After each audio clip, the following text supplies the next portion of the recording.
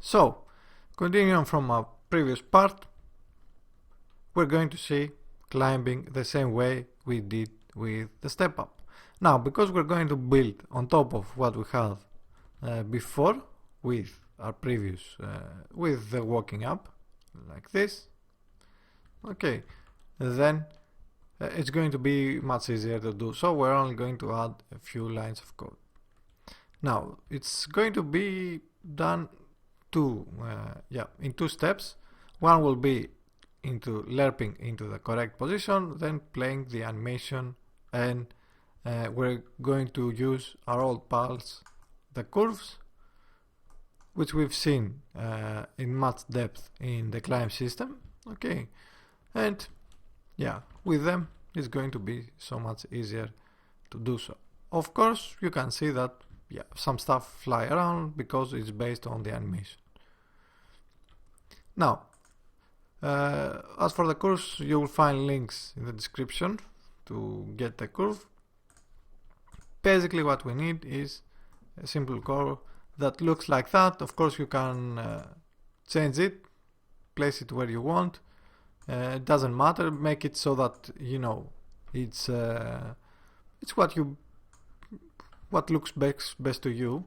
Okay, the curves, basically every animation you have in Unity is a curve.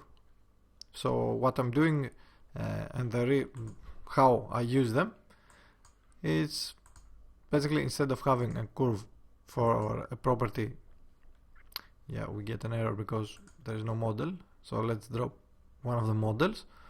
And for those that do not know how curves and animations work, every animation is a curve. You can go over here, and this is the property. So for instance, let's find something that makes a bit more sense. Okay, so imagine this is the curve, this is the positions and the properties. The right upper leg, front, back is the rotations and all that, everything is a curve.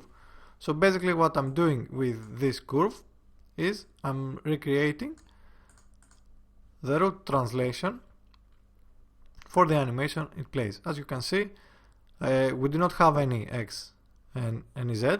Okay, blue and red is X and Z accordingly, and on the Y we have a slightly change on the curve. So this animation, that is for the idle animation, for example. Don't think that this is for the climbing up animation. So let's go over here, climb up high.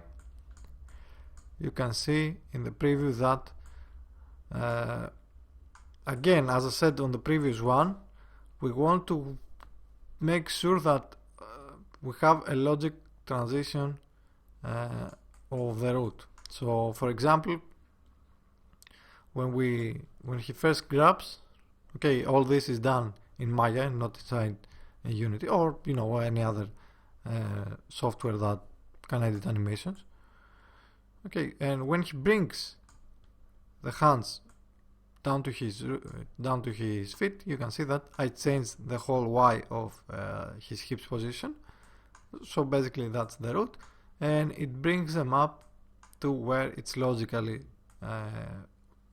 to where you think they're going to be. Of course this can need a little bit of improvement for sure. Okay, and when he gets up, then they are back again on their feet. Okay, so if you want to add your own animation, just keep that in mind, since the curve is basically corresponds to the translation of the root of an animation.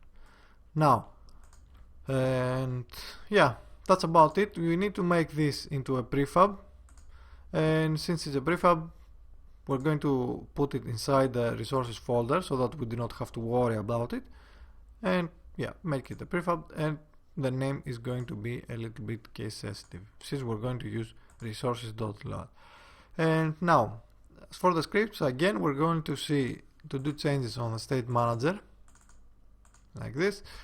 Okay, and let me open up my bookmarks. Now the changes on the state manager are going to be, let's go to the top. Okay, we're going to add one more a little variable. We have a target vault position, start vault position. Okay, vaulting is the same like climbing and walking up. Keep that in mind. We're using the same variables since there's no need to make new variables. We can reuse them. Okay, start vault position. It's going to be almost like the vaulting, but you will see where we're going to use this. And of course we want it public, but we do not want to see them in the inspector. After that, okay, we were over here. Inside is clear, which was looking if there is an obstacle forward, if we can vault that obstacle, if we can walk up. Now the rest that left to do is this will check if we can walk up. So the next thing we are going to do is to check if we can actually climb that thing. If the walk up is higher than what we can climb, then the walk up will be this one. And yeah, let's see. Oops, I do not want breaking point there. Okay, we're going to create will climb the same way as we had before. We had these two, but now we're going to pass a new enum, which is climb check type, and all it does is has either walk up or climb up. We're going to do it once to check if we can walk up, and if it returns false, so will climb returns false from this, then we're going to do it again, but this time we're going to pass the climb up function. And if this returns that it will climb, then that means there's no obstacle forward, we can climb, and we return, so this never plays. Otherwise, you know, it will just do what it's supposed to do. So the changes inside this function, oops, climb over.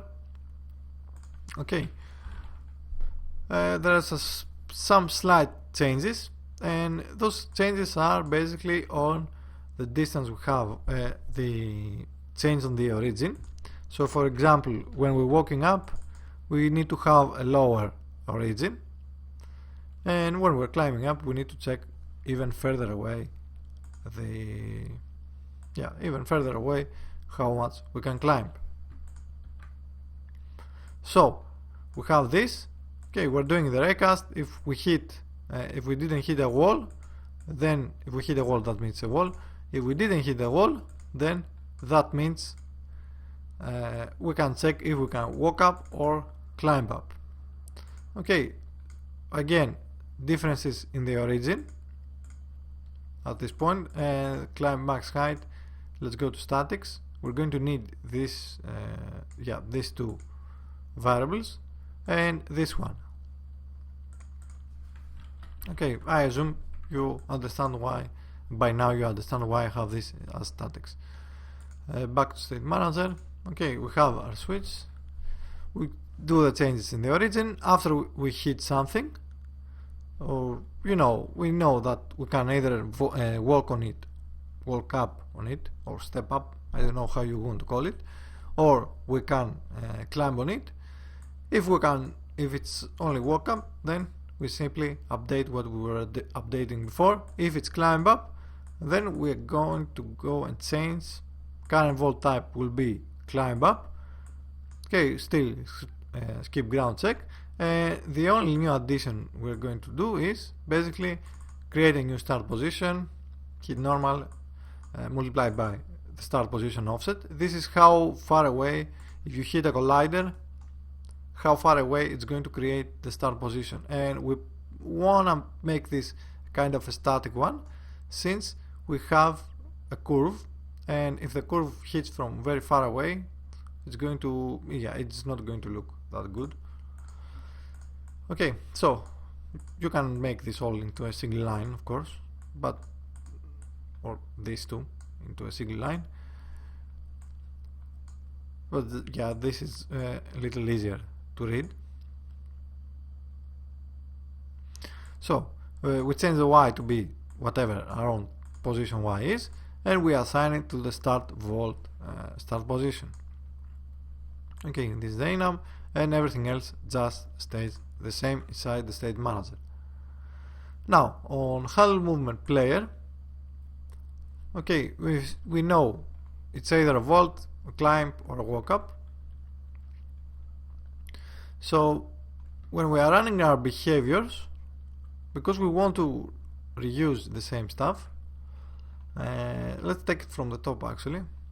So okay, init, which is the start, we're going to add two new variables, enable root movement and climb curve. The Bezier curve is, the scripts you're going to download from this description. And yeah, if you are familiar with the climb system I've did in the past, then the enable root movement should not be something new. Now, when we are starting, when we initialize this script, we're going to load from the resources folder the curve holder. We're going to instantiate it and then assign the climb curve. And basically just use get component and assign the climb curve. That's it. And after that, when we have initialized the vaulting logic and we are inside the vault phase init, and you remember we have, based on the type of the vault, we do some behaviors. So we're going to go on, on the end, and we're going to add a case for the vault type climb up. The new animation we're going to play is climb up, which stands for climb up high. Okay, the animation, the names of the animation are case sensitive, so they need to be the same as your state behaviors. The animation is on the previous video links, so you can download it from there if you don't have it. And the override speed will be a new assigned variable. I think it's as 0.5. Yeah, 0.5. Okay, all this is up to you to tweak, of course, and how fast you can fade in or out. Okay, it's entirely up to you. You can tweak it to your heart's content. Now, here's the trick we're going to add. If we have our current vault type is climb up, we're going to override all the previous ones, basically all the stuff we have before. And we want to do that because we first want to lerp towards the starting position where we defined from our hit normal and where we actually hit a collider, so that we have more universal and more constant movement on the climb up curve, basically. So start position will start as our own transfer position. Target vault position will be the start vault position in our state manager, and the override direction will just stay the same, and we do not need this. Okay, so this will run. It's going to update everything that it needs to update based on the enum we are passing, and we have the behavior for handle vaulting, which we've seen a few videos ago.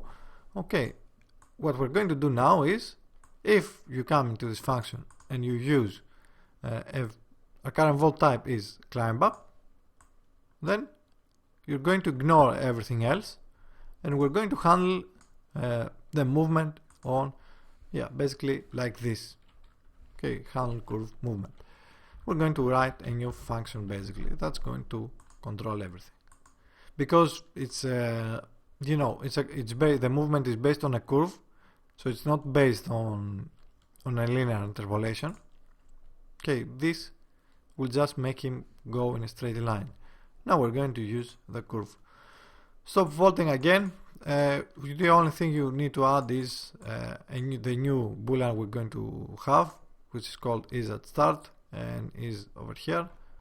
Okay, so let's cover that so we do not have to worry with it. Okay, stop vaulting stays the same. And before we see the init, we're going to see this, which is handle curve movement, and it's going to check if we haven't yet reached our start. So is at start is false. We're going to do a lerp towards the target position. So in this case, the target position will be the starting vault position. So it's going to be the position on the collider we just hit. Okay, and it's going to make our curve feel more natural. Okay, that's it. We just do a lerp, and when the lerp actually finishes, then we're going to init the climb curve, and then we're going to, you know, do the movement on the curve. But before we see also this, let's see, the lerp finishes and we're back again over here. So to initialize our curve, we're going to do start position will be what we have from the start volt position. Target volt position will be what we now have, our actual target volt position. So this is the position on top of the collider where we want to climb. The override direction is going to be, you know, from our target volt position to the start position. We're going to reset the Y, of course. We're going to reset the enable route movement. The climb curve will be, we're going to place it on the starting position. Same with the rotation. We're going to fix that to look towards the point. Only two-dimensional though. Okay, we're going to get all our points from our Bezier curve. Okay, in this case called climb curve. We're going to place the first one on the start position, and we're going to place the last one on the target volt position where we're going to land, plus a little bit of an offset, so we do not have our feet through the ground. Okay, and we're going to reset the force override timer. So we did our first lerp, and now we did this, the first lerp. Okay, so everything that's left to do is simply move on the curve. To move on the curve, we're going to wait until the animation event fires that, you know, enable the route movement, start moving with your route, and we're going to just simply add a force override timer times delta time multiplied by the override speed. The override speed is assigned previously. You can see that we have a climb speed over here where we check our volt type, okay, in our volt init phase. Okay, I do this as 0.95 because the scripts for the Bezier curve sometimes give an error if you go over 1. So yeah, this just makes closes it a little bit closer to that. Okay, and when the lerp actually finishes moving through all the curve, then you simply going to say stop volting and assign it as 1. Okay, the target position we're going to use to get a point on the curve. So we have force override timer, and we're going to assign that as our target position. And we're going to handle the rotation the same way we were handling it always. Override direction, okay, if it's 0, then we assign it the same as the transform forward, and then we have our target rotation and a spherical lerp towards our rotation. So that's it, and we now need to see the animations that enable the enable route movement. Now, because we assigned this script through another script, in this case the input handler, we cannot assign or at least I think we do.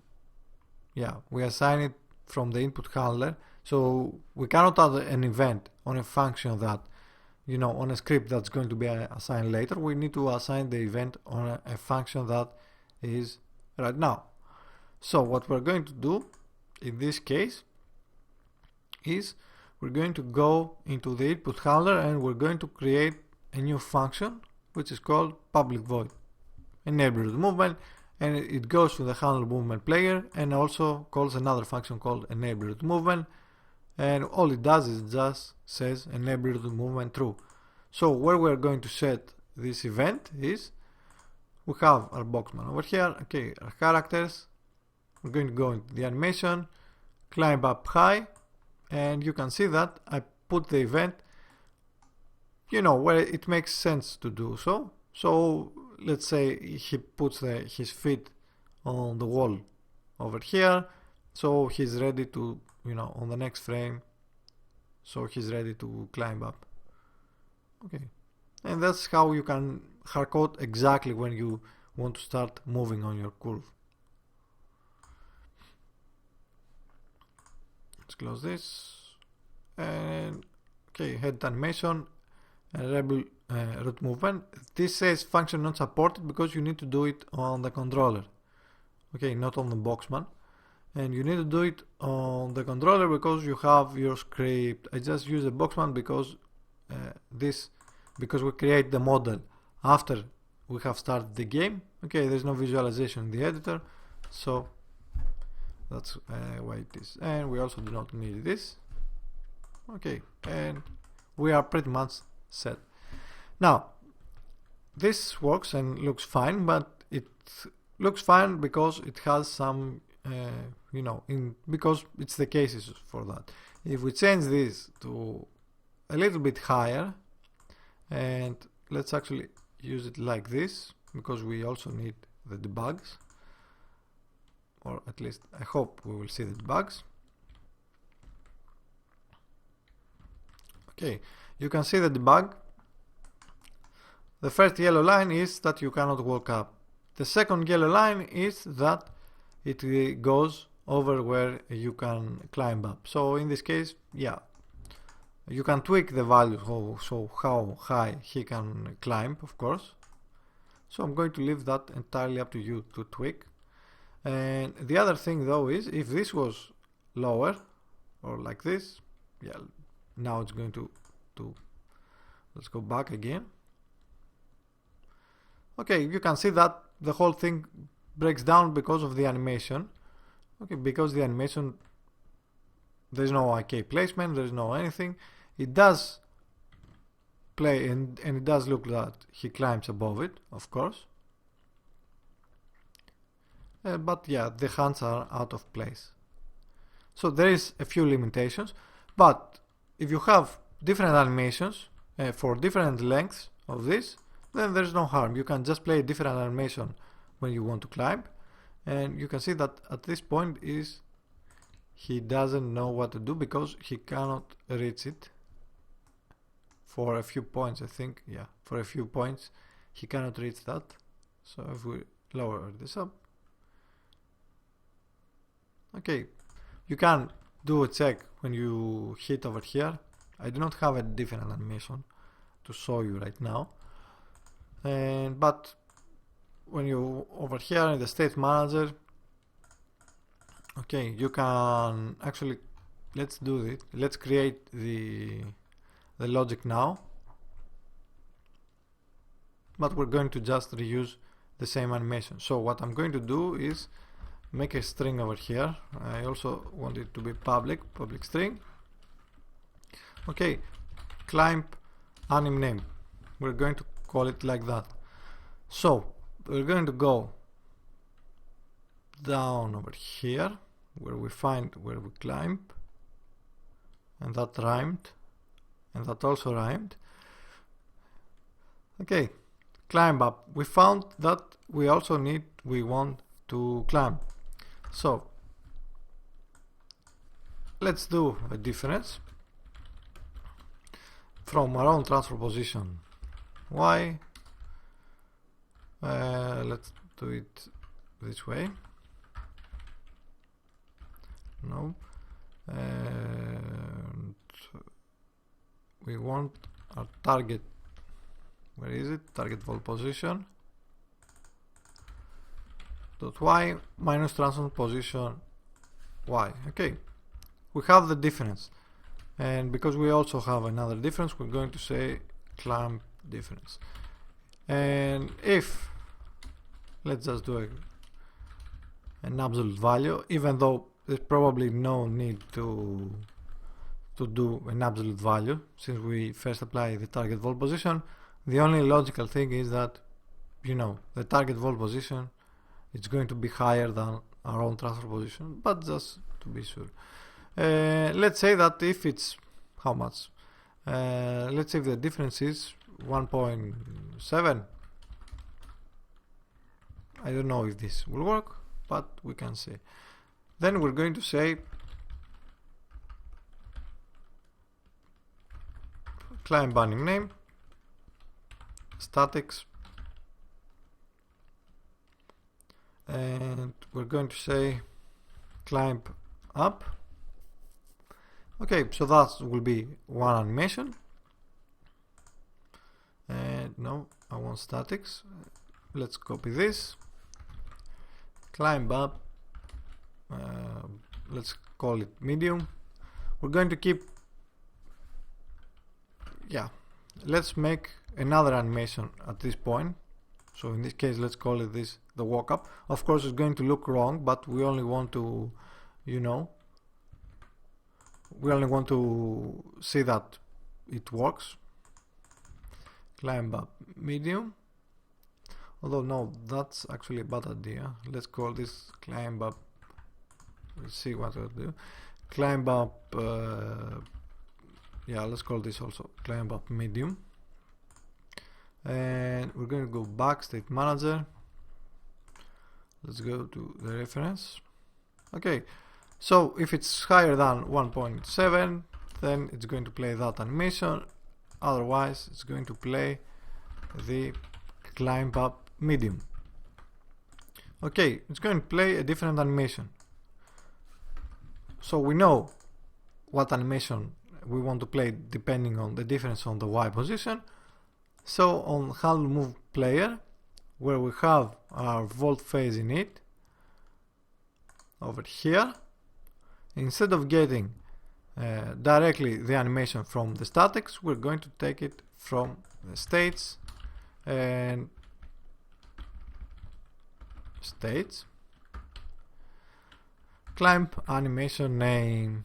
Okay, so any string we assign over there is going to be the animation we want to play. Let's go to the animator and let's put a different animation. Let's copy,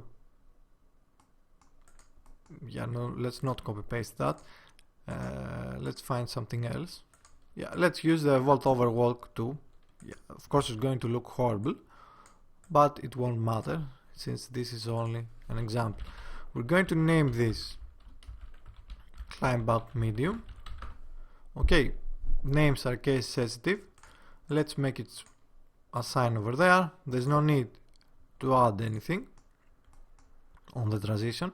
We can add a change bool on locomotion, and this will make your character wait till it's out of the state to move. Okay, we didn't add the on locomotion on the other states because this assumes that you are already working, so we do not want to clamp the movement of the player. But climbing up high, it automatically means that you lose momentum forward because you want to climb up. Okay, so we have this. The only thing that we also need to add right now is that we also need to add an event on the actual animation. So we need to go, let's move this.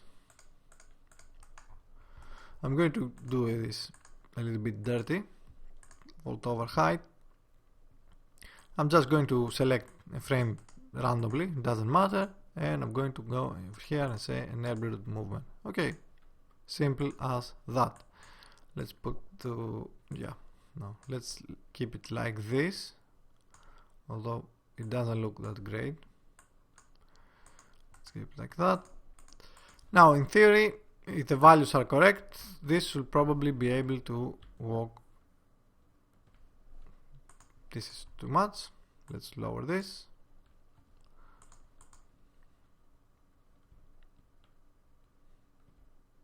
Okay, it plays the animation we had before. Let's throw a debug log also, so that we know what kind of, so we can measure the distance, basically.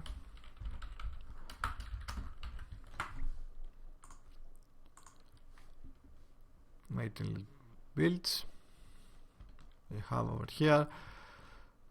The distance for this is 2.12. Let's fall down. Let's lower this. And let's see. 1.5. Okay, so this way you can play a different animation. Of course, you want to play a better animation than this. Okay, because this is just an example, but you can see that it actually plays a different animation. And it moves on the curve as it should. And if we also make this go back again, this is too much, like this.